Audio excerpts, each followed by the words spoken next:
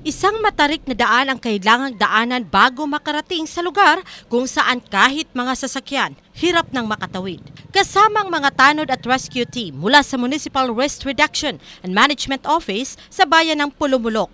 Inakyat ng news team ang bundok kung saan maaari pang maagapan mula sa nasusunog na bahagi ng kabundukan sa paanan mismo ng Mount Matutom. Sa bungad pa lang ng bundok, nasusunog na ang mga kahoy at damo. Gumamit ng mga rescue team ng bulldozer upang magkaroon ng fire escape at upang di na kumalat pa ang apoy. Mahigit 1 kilometro ang nilakad ng news team at sa kalagitnaan, sinalubong na kami ng usok at apoy. Dali naman itong inapula sa tulong ng bulldozer at mga rescue team at mga barangay tanod.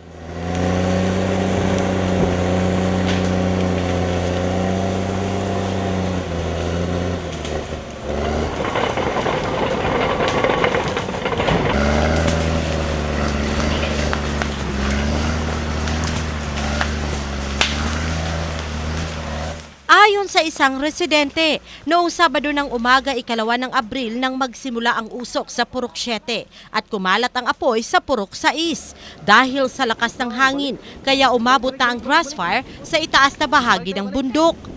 Kinakailangan pang putulin ang ibang puno na natutuyo na upang di na masunog pa. Sa taya ng rescue team na nakarating sa lugar, nasa mahigit 20 hektarya na ang apektado ng grass fire. Kapag hindi umano maapula ang apoy, malamang makarating na ito sa paanan mismo ng Mount Matutom.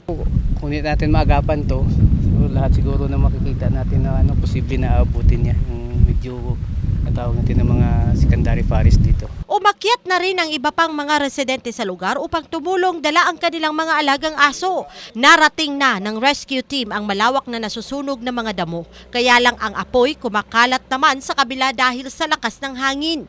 Kaya kinakailangan puntahan naman ng mga rescuers ang kabilang bahagi ng bundok upang harapin at puksain ang naturang apoy.